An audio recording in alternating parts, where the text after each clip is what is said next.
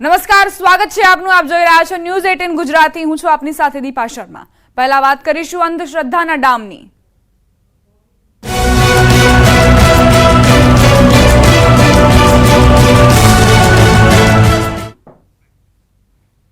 દવા નહીં પણ ડામથી ઉપચાર. ભુવાએ અગરબત્તીના ડામ આપ્યા 3 માસની બાળકી, જેને લઈને આ જાણકારી 3 માસની બાળકીનું મોત નિપજ્યું છે. તેને ડામ આપવામાં આવ્યા, તેને ઉપચાર નહોતો આપવામાં આવ્યો. ભુવાએ ડામ આપ્યા બાદ તેની સારવાર કરવામાં આવી, પરંતુ હોસ્પિટલમાં, રાજકોટની હોસ્પિટલમાં તેનું મોત નિપજ્યું છે. સુરેન્દ્રનગરના જોરાવરનગરની 3 માસની બાળકીનું મોત થયું. રાજકોટની જનાના હોસ્પિટલમાં અંધશ્રદ્ધાનો ભોગ બનેલી 3 માસની બાળકીની ચાલી રહી હતી સારવાર. બાળકીને ભુવાએ અગરબત્તીના ડામ આપ્યા હોવાથી સારવાર અર્થે લાવવામાં આવી હતી. જોકે બાળકીના મોતનું સાચું કારણ પોસ્ટમોર્ટમ રિપોર્ટ આવ્યા બાદ જાણી શકાશે. બીજી તરફ મૃતક બાળકીના પરિજનોના નિવેદન બાદ સ્થાનિક પોલીસ દ્વારા કાર્યવાહી કરાશે. પરંતુ સવાલો એ ઉઠી રહ્યા છે કે 3 માસની બાળકીનું ભુવાએ ડામ આપ્યા બાદ મોત નિપજ્યું છે કે કેમ, કે પછી તે કોઈ ગંભીર બીમારીનો શિકાર બની. પરિવારજનોનો દાવો છે કે બાળકીના પિતાને ગંભીર બીમારી હોવાથી તેની અસરથી મોત નિપજ્યું છે. પરંતુ 3 માસની બાળકી, ફૂલ જેવી બાળકી, અને તેને ડામ આપવામાં આવ્યા અગરબત્તીના.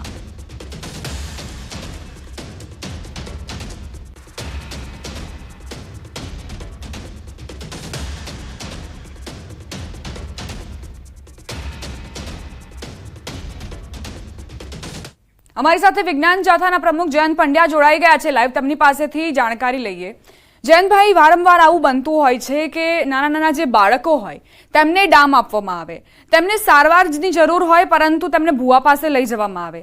આ જે પ્રવૃત્તિઓ છે અથવા તો પરિવારજનોની આ માનસિકતા છે, તેને આપ કેવી રીતે જુઓ છો?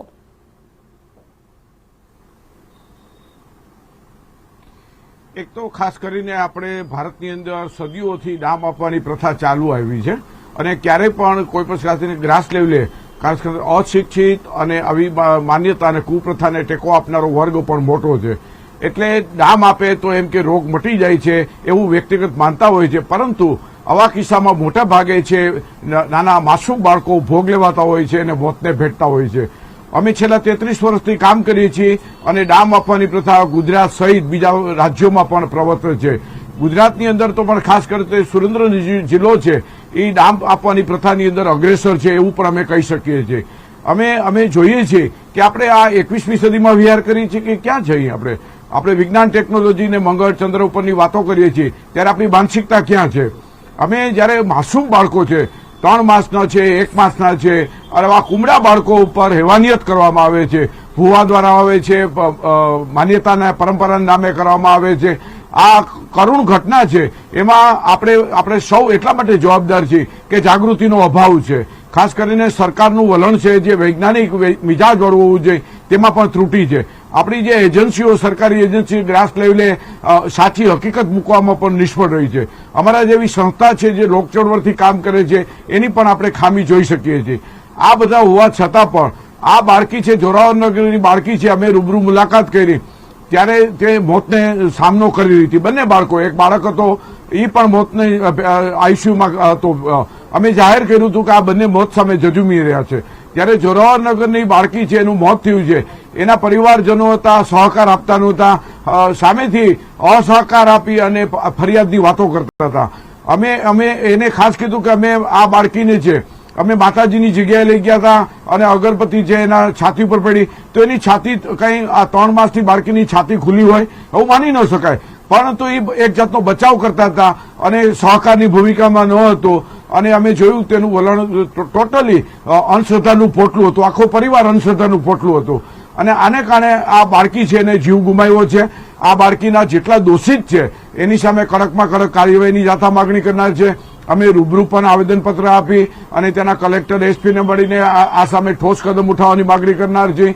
ભવિષ્યની અંદર કોઈ પણ આવા માસૂમ બાળકો ઉપર હેવાનિયત કરતા અટકે એવો અમે ચિલ્લો પાડવાના છીએ અને આવું પુનરાવર્તન ન થાય એના માટે પણ અમે ચિંતિત છીએ અને કાર્યવાહી કરનાર છીએ. અમે તાત્કાલિક અસરથી એના વાલી હોય કે ભુવો હોય કે માતાજીનો કોઈ સેવક હોય એની સામે એફઆઈઆર દર્જ થઈ અને તાત્કાલિક એની ધરપકડ થાય એવી માગણી કરનાર છીએ. આવા કરુણ કિસ્સાઓ વારંવાર બને છે. એમાં આ માનવજાત છે એની શરમથી માથું ઝૂકી જાય છે. અને આવા બનાવનું પુનરાવર્તન ન થાય એમાં આપ સૌ આપની ન્યૂઝ ચેનલ પણ અગ્રેસર છે અને સતત પ્રયત્ન કરે છે. છતાં પણ દર 15-20 દિવસે ગુજરાતની અંદર આવા અંધશ્રદ્ધાના બનાવ બને છે. ત્યારે આપણે જરૂર આપણી જે વિકાસની વાતો કરી છે એમાં આપણે ક્યાંક ખામી છે એવું કહી શકીએ છીએ. જયંતભાઈ, જોરાવર નગરની જે આ બાળકી હતી તેના પરિવારજનોનું કહેવું છે કે પિતા બીમાર હતા અને તેના જ ચેપથી આ બાળકીનું મોત થયું હોઈ શકે છે. એટલે પરિવારજનો અત્યારે પણ બચાવ મુદ્રામાં છે. પોસ્ટમોર્ટમ રિપોર્ટ બાદ આખી હકીકત બહાર આવશે, પરંતુ એક હકીકત એ પણ છે કે ભુવા પાસે તો તેઓ ગયા જ, અંધશ્રદ્ધાનો સહારો તો તેમણે લીધો જ.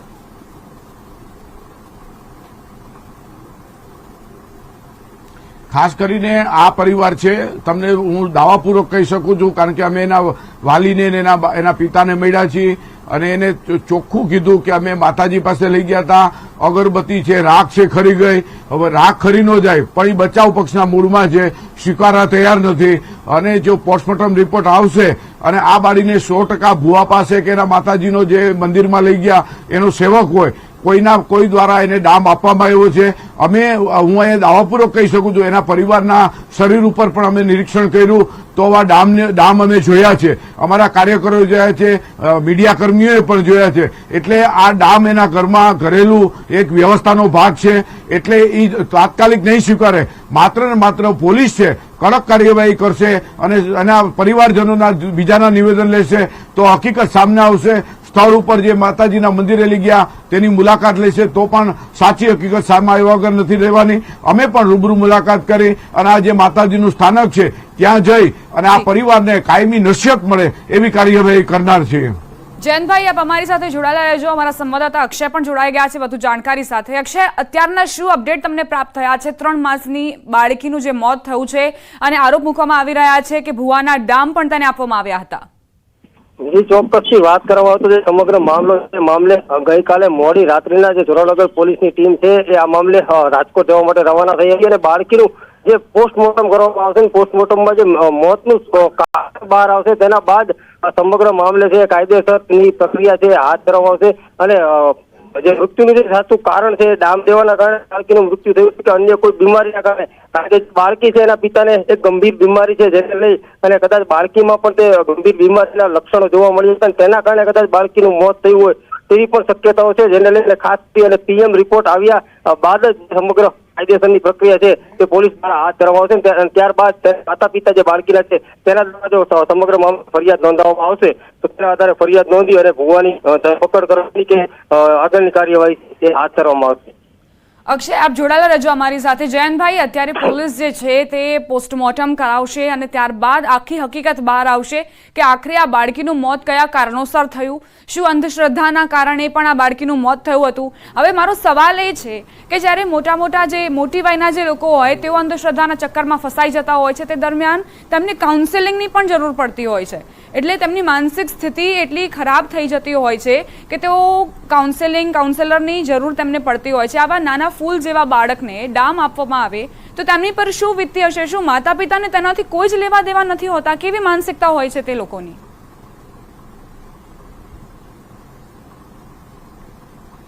એ લોકો છે ને, ખાસ કરીને અમે જોયું છે કે આવા મા બાપ હોય છે એ પોતાની દ્રઢ માન્યતામાં એટલા બધા મક્કમ હોય છે, એ કોઈનું સાંભળતા નથી.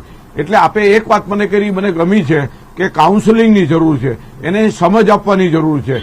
એટલે આવું કરવાથી માની લો કે નિર્દોષ બાળક છે હોમાઈ જાય છે, આવું ન થવું જોઈએ. એના માટે માતા છે અતિ અથાગ મહેનત કરતા હોય છે અને બાળક માટે તલસતા હોય છે. ત્યારે આ માત્ર આપણી ભૂલને કારણે બાળક ખોઈ બેસીએ છીએ ત્યારે એની જેટલી નિંદા કરીએ તેવી ઓછી છે. અમે આ સુરેન્દ્રનગર પંથકમાં જોયું છે કે મોટી વયની જે નાનું બાળક હોય એને દૂધની તકલીફ હોય, સ્તનમાં દૂધ ન આવતું હોય તો ત્યારે આવા ભુવા દ્વારા ત્યાં ભાગ ઉપર એને ડામ આપતા હોય છે. એવા મેં અનેક કિસ્સા જોયા છે. એ જે મહિલા છે અમારી પાસે રજૂઆત કરતા હોય છે કે મને ભુવાએ કે આવા માતાજીના જે માનતા હોય એને શરીરના ભાગની અંદર છાતીના ભાગે 4-5 ડામ દઈ દે છે તો એનું આખું શરીર છે ઉપસી જતું હોય છે ને એ વ્યક્તિ એટલો બધો પોકાર કરતી હોય છે, યાતના ભોગવતી હોય છે અને જે મૂળ ડોક્ટર પાસે જવાની બદલે માસૂમ બાળકને દૂધ નથી પીવડાવતી શકી એમાં પણ ડામ આપે. આજે પણ આ પ્રથા છે. આવી કરુણ ઘટના બંધ થવી જોઈએ. સરકારે પણ માની લો કે એના એજન્સી છે, આરોગ્ય કેન્દ્ર છે, નગરપાલિકા છે, એને ગ્રાસ લેવલે આવા કાઉન્સેલિંગ કરી સમજ આપીને કાર્યક્રમો ગોઠવવા જોઈએ. સખી મંડળો છે, આંગણવાડીમાં આવા કાર્યક્રમો અમલમાં મૂકવા જોઈએ, તો જ આ અટકશે. અને આપણે લોકો પણ એટલા જવાબદારી, લોકોએ પણ આવા વ્યક્તિને સહારો આપવો જોઈએ. પણ તકલીફ ક્યાં થાય છે કે મા બાપની જડતાને કારણે તમે વિચાર કરો કે અમે હોસ્પિટલમાં હતા, પોલીસ હતી, તો પણ એના મા બાપ સહકાર આપતા નહોતા. તો આવા કેટલા અંધશ્રદ્ધાની અંદર ગળાડૂબ હતા. એના જે પરિવારજનો હતા એના અમે શરીરના ભાગમાં જોયું હતું, એમાં પણ ડામ હતા. તો આ નિર્દયપણે જે બાળક ઉપર ખાસ કરીને જે એના પર કરી છે એ માફ કરવા યોગ્ય નથી. અમે પણ પોલીસ સાથે પરામર્શ કરી અને કાલ જવાબદાર હોય, માત્ર ને માત્ર એના પિતા છે એ તો બીમારી એના શરીર એવું લાગતું હતું, પણ તમે જોવો તો અમારી સાથે વાત કરતા હતા ત્યારે એ રોષપૂર્વક હતા અને કોઈ પણ હકીકત કરી બેસે એમ હતા. અમે અને મીડિયા કર્મીઓએ સમાધાનીકરણ વલણ કર્યું, એને સહકાર ન આપ્યો. આવા અંધશ્રદ્ધાળુ હોય છે તે ગમે એના પર હુમલો કરતા હોય છે.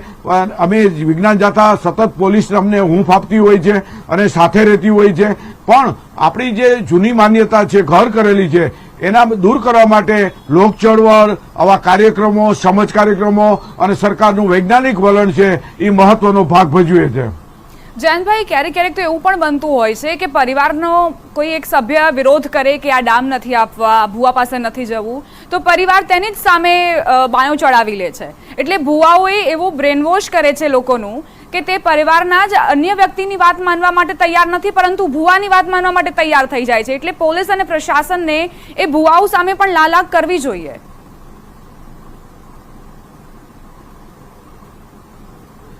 આપની વાત સાથે, ન્યૂઝ 18 સાથે હું 100% સહમત છું. આપનું માધ્યમ છે, સતત અંધશ્રદ્ધા દૂર થાય એવા પ્રયત્નો સતત કરે છે અને જાગૃતિ આવે એવા સતત પ્રયત્નને જાથા બિરદાવે છે. હું બહુ સ્પષ્ટપણે કહું છું કે અમારી પાસે બળાત્કારના ભોગ નિસંતાન સ્ત્રીઓ છે એ ભોગ બનતી હોય છે. ત્યારે બળાત્કારનો કિસ્સો તો જે મહિલા ભોગ બની હોય કાયદેસર બહાર આવી હોય છે કે મારે ફરિયાદ કરવી છે. જ્યારે સાસુ સસરા, પતિ, જેઠ જેઠાણી કોઈ મદદ કરતું નથી અને આપણી આબરૂ જવાની બીકે આવા ભુવા લોકોને, તાંત્રિક લોકોને મોકળું મેદાન પડી જતું હોય છે. જો ફરિયાદીના માવતરે મોકલી દેવાની ધમકી આપતા હોય છે અને મહિલા છે નિસહાય બની જાય છે. એને પોતાને ખબર નથી કે ભાઈ પોલીસ સ્ટેશને જવાય કે ન થાય, એવી પણ અજ્ઞાનતા છે. આવા કિસ્સાની અંદર તો આપણે જો જાગૃતતાના કાર્યક્રમો સતત અમલમાં આવે તો જ થાય. બીજું કે ભુવા લોકો કે આવા તાંત્રિક કે મુંજાવરો હોય એ એટલું બ્રેઇન વોશ કરે છે, એ પોતે ભગવાન છે. એને એવું ઠસાવી દીધું હોય છે કે એના સિવાય એનો ઉદ્ધાર નથી અને એના માટે એ પોતે મરવા તૈયાર થઈ જાય છે. એવા અનેક દાખલાઓ જોયા છે. એ સાચી વાત મારી કે તમારી માનવાને બદલે ભુવાની વાત માને છે. આપણે સૌએ જોયું હતું કે વેક્સિન વખતે કોઈ લેતા નહોતા, ઇન્જેક્શન નહોતા લેતા, ત્યારે ભુવા લોકોનું ગામડાઓની અંદર કલેક્ટરે, અમે વૈજ્ઞાનિક સંસ્થાઓએ કામે લગાડીને એને સમજથી પછી બધા વેક્સિન લેતા હતા. આવા અનેક દાખલાઓ છે. સરકાર જ્યારે એના માટે ભુવાનું સંમેલન કર્યું ત્યારે ટીકાપાત્ર બન્યા હતા. આવા ભુવા લોકોનું સંમેલન સરકાર યોજે અને ગઢડાની અંદર પણ એક સંમેલન કર્યું ત્યારે ટીકાને પાત્ર થયા હતા. તો આવા પહેલા તો સરકારનું વૈજ્ઞાનિક અભિગમ અને આવી ચળવળને ટેકો આપવો જોઈએ. એની બદલે ભુવા સંમેલન, ભુવાને બોલાવે અને વેક્સિન આપે, આ કેટલી હદે નિમ્ન માનસિકતા કહેવાય. આવું ન થવું જોઈએ. આપણે સૌ ચિંતા કરીએ છીએ. ખરેખર જો કોઈ પણ દેશની પ્રગતિ કે રાજ્યની પ્રગતિ વિજ્ઞાન અભિગમ અને દ્રષ્ટિકોણને આભારી હોય છે, પુરુષાર્થને આભારી હોય છે. આવા ભુવા તાંત્રિકને આભારી નથી હોતી. આવા કોઈ પણ ભુવાએ પોતાના દેશની કે પોતાના સમાજની એક પણ સમસ્યા દૂર કરી નથી કે એક પણ કોઈ નિવારણનું કામ નથી કર્યું કે લોકચળવળ ઊભી નથી. એવા લોકોને ટેકો ન અપાય અને આવા જે પીડિત વ્યક્તિ હોય એને ટેકો આપી અને આ કસૂરવારને જેલ ભેગા કરવા જોઈએ એવી વિજ્ઞાન જાથા માગણી કરે છે. જયંતભાઈ, મારો સવાલ એ છે કે ફરી એક વખત વિજ્ઞાન જાથાના પ્રમુખ તરીકે તમે આ પરિવાર સાથે મુલાકાત કરશો, તમને સમજાવવાનો પ્રયત્ન કરશો, કારણ કે આ એક પરિવાર જો સમજી જશે ને તો અન્ય પરિવાર સુધી પણ સંદેશો પાઠવી શકશે કે અંધશ્રદ્ધાથી દૂર રહો.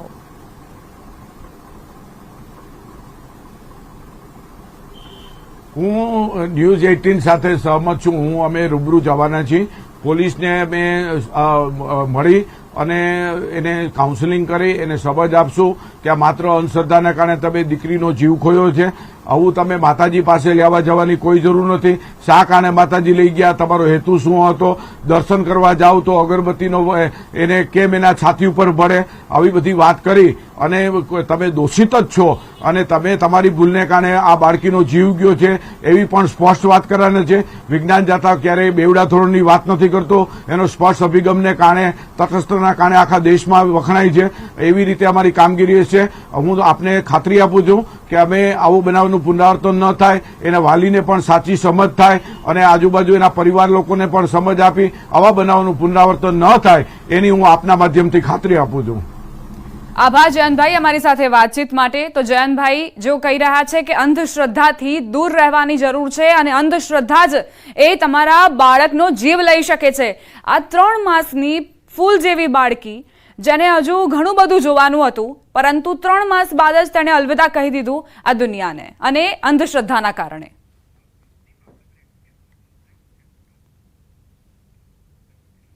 બુલેટિનમાં રોકાઈશું એક નાનકડા વિરામ માટે. આપ જોતા રહો ન્યૂઝ 18 ગુજરાતી.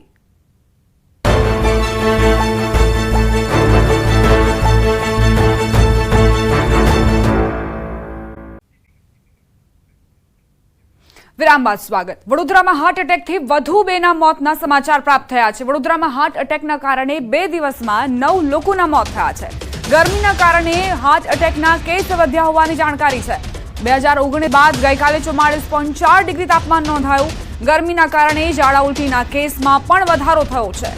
તો સતત અગનગોળા વરસી રહ્યા છે આકાશમાંથી, જેની સીધી અસર લોકોના સ્વાસ્થ્ય પર પડી રહી છે. વધુ પડતી ગરમીના કારણે લોકો હાર્ટ એટેકનો શિકાર બની રહ્યા છે. 2019 બાદ પ્રથમ વખત એવું બન્યું હશે કે જ્યારે 44.4 ડિગ્રી તાપમાન પહોંચી ગયું વડોદરામાં, જેની સીધી અસર લોકોના સ્વાસ્થ્ય પર પડી છે. 2 દિવસમાં 9 લોકોના હાર્ટ એટેકથી મોત થયા છે. સંવાદદાતા હાર્દિક જોડાઈ ગયા છે વધુ જાણકારી સાથે. હાર્દિક, હાર્ટ એટેકના કિસ્સાઓમાં વધારો જોવા મળ્યો છે, શું કારણ? બિલકુલ દીપા, જો ખાસ કરીને વાત કરીએ તો વડોદરા વાસીઓ જે છે એ હદે ગરમી સહન કરી રહ્યા છે કે પોતાના ઘરની બહાર નીકળવું પણ મુશ્કેલ બની ગયું છે. ગઈકાલની વાત કરીએ તો ગઈકાલે 7 લોકોના મોત થયા હતા હાર્ટ એટેકના કારણે. તો આજે વધુ 2 લોકોના મોત થયા છે. એટલે કુલ વડોદરા શહેરમાં વાત કરીએ તો હીટવેવના કારણે હાર્ટ એટેક આવવાના કારણે 9 લોકોના મોત થયા છે. સયાજી હોસ્પિટલમાં પણ ઝાડા ઉલટીના જે દર્દીઓ છે તેમની સંખ્યામાં સતત વધારો થઈ રહ્યો છે. ત્યારે ટૂંકમાં કહીએ તો વડોદરા વાસીઓ જે છે હશે ગરમીના કારણે ભારે પરેશાન જોવા મળી રહ્યા છે. દીપા, હાર્દિક, આપ જોડાયેલા રહેજો અમારી સાથે.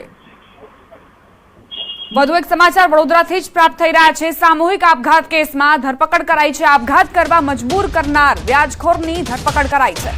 તરસાલીમાં સોની પરિવારને ગોલ્ડ પોટેશિયમ સાયનાઇડ પીવા મજબૂર કરનાર વ્યાજખોરોની ધરપકડ કરાઈ. પોટેશિયમ સાયનાઇડ પીધા બાદ 3ના મોત થયા હતા. ચેતન સોનીના પિતા, પત્ની અને પુત્રના મોત થયા હતા. ચેતન સોની ભાનમાં આવ્યા બાદ પોલીસ સમક્ષ નિવેદન આપ્યું હતું. પરિવાર આર્થિક ભીસમાં હોવાથી અને વ્યાજખોરના ત્રાસથી કંટાળી કૃત્ય કર્યું હોવાની કબૂલાત કરી હતી. વ્યાજખોરો પાસેથી 20% વ્યાજે 5.75 લાખ લીધા હતા. વચેટીઓ કમિશન પેટે માસિક રૂપિયા 10,000 વસૂલતો. સંવાદદાતા હાર્દિક જોડાયેલા છે. હાર્દિક, એક પરિવારે આપઘાત કરી લીધું અને તેમાં પરિવારના જ મોભીનો હાથ હતો, કારણ કે આર્થિક ભીસમાં પરિવાર ફસાયેલો હતો. અત્યારે કેવા પ્રકારની કાર્યવાહી કરાઈ છે? બિલકુલ દીપા, જો આ ઘટનાની વાત કરીએ તો ગયા મહિનાની જે 1લી તારીખ છે ત્યારે જે તરસાલી વિસ્તાર છે ત્યાં શેરડીનો રસ પીવાથી પરિવારના 2 સભ્યોના મોત થયા હોવાના સમાચાર મળતા પોલીસ જે છે તેને તપાસનો ધમધમાટ શરૂ કર્યો હતો. પોલીસ તપાસમાં એવું સામે આવ્યું હતું કે પરિવારનો જે મોભી છે ચેતન સોની, તેના દ્વારા જ જે પોતાના પરિવારના સભ્યો છે તેને ઝેરી પદાર્થ આપવામાં આવ્યો છે. ત્યારે ચેતન સોનીની તબિયત જે છે હાલ સુધારા પર છે.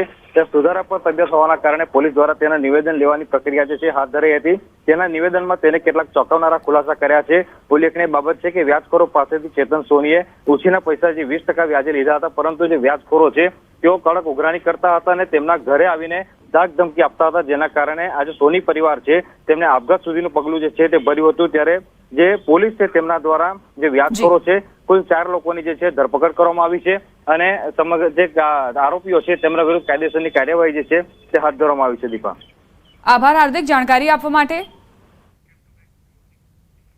આ સાથે જ બુલેટિનમાં અત્યારે બસ આટલું જ. વધુ અપડેટ્સ માટે આપ જોતા રહો ન્યૂઝ 18 ગુજરાતી.